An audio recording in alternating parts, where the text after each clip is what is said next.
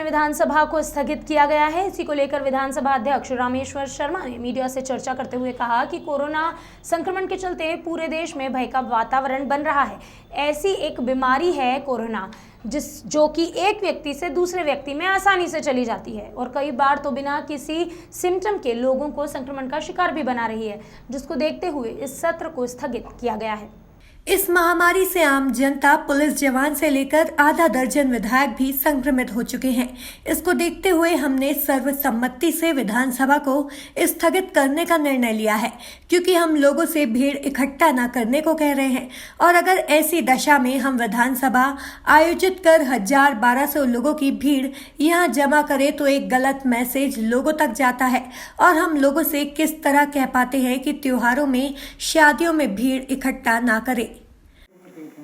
आज सर्वदलीय बैठक हमने यहाँ पर आहूत की थी, जिसमें सदन के नेता माननीय मुख्यमंत्री जी, माननीय नेता प्रतिपक्ष कमलनाथ जी, माननीय संसदीय कार्य मंत्री गृह मंत्री नरोत्तम मिश्र जी, पूर्व विधानसभा अध्यक्ष एनपी प्रजापति जी, पूर्व मंत्री सज्जन वर्मा जी, ये सब लोग उपस्थित थे। हमारे पीएस और हमारे अन्य अधिकारीगण और स्वास्थ्य विभाग के भी हमने सारे लोग बुलाए थे।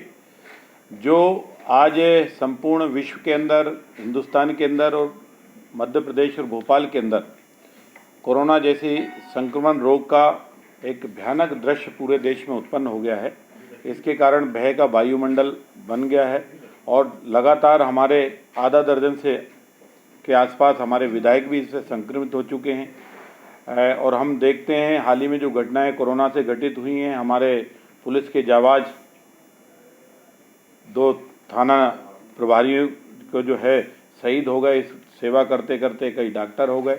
ऐसी सारी परिस्थितियां और आज का जो हमने लेटेस्ट डेटा सब इकट्ठा हो रहा है, तो विगत 4 महीने में जितना कोरोना का संक्रमण का जितना असर नहीं था, विगत इन 10-12 दिनों में उससे तेजी से हुआ है।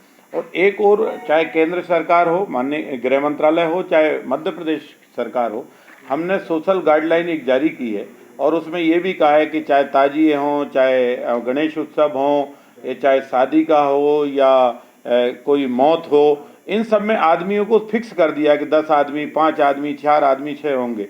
तो ये स्वाभाविक रूप से बात सबके सामने आई और इसमें नेता प्रतिपक्ष जी ने भी कहा कि हमें ऐसा आचरण करना चाहिए जो आचरण समाज में लागू हो सके। अगर हम यहाँ 219 सदस्यगण, हमारे 300-400 कर्मचारी, अधिकारीगण और तमाम पूरा जब इकट्ठा होगा और हमारी हाल की जो सिचुएशन है वो थोड़ी सी और भयानक है, क्योंकि हाल में जब हम मुख्य द्वार है उससे जब प्रवेश करते हैं तो हमारे पास केवल एक ही गेट है। उसके बाद जब लॉबी में आते हैं जहां आप लोग भी वाइट लेते हैं और खड़े होते हैं, इसके बाद जब हम सदन के अंदर प्रवेश करते हैं तो वहां भी हमारे पास एक ही द्वार है। और उसके बाद जब हम सदन के अंदर लॉबी के बाद फिर सेकंड लॉबी क्रॉस करके फिर जब प्रवेश करते हैं तो 3 द्वार है। 3 द्वार के बाद जो 219 सदस्यगण हैं, इनको अगर भविष्य में वहां पर टॉयलेट या इसके लिए जाना पड़े तो केवल सिचुएशन के लिए एक टॉयलेट है। सेंटर एसी हमारा पूरा हाल है और अध्यक्ष दीर्घा है, पत्रकार दीर्घा है, अधिकारियों की है, अन्य जो कर्मचारी हैं हमारे वो सब। तो सबको लेकर जब 1000-1200 का मजमा यहाँ इकट्ठा होगा तो फिर हम दूसरों से कैसे कह सकते हैं कि ताजिए में 5 लोग इकट्ठे होंगे। फिर हम धार्मिक आस्था में कैसे कह सकते हैं कि पंडाल नहीं लगेंगे। फिर हम किसको कैसे रोक सकते हैं कि शादी में केवल 5-10 लोग ही होंगे, मैयत में केवल 5 से या 7 लोग भी होंगे। इसलिए, और ये रोग है, ये चिन्हित ही नहीं हो पा रहा कि है किसमें। कई लोगों में सिम्टम्स नहीं आते पर वो रोगी है और दूसरे में छोड़ देता है, वो उसको झेल जाता है पर दूसरे में उसको वो हो जाता है। तो इस सारी परिस्थिति को ध्यान में रखते हुए हमारे जो सदन सर्वानुमति से जो सदस्य आए थे, महानुभावों ने सबने स्वाभाविक निर्णय लिया। तो इस सारी स्थिति से महामहिम राज्यपाल जी को अवगत कराएं। भोपाल से दीपक सिंह की रिपोर्ट।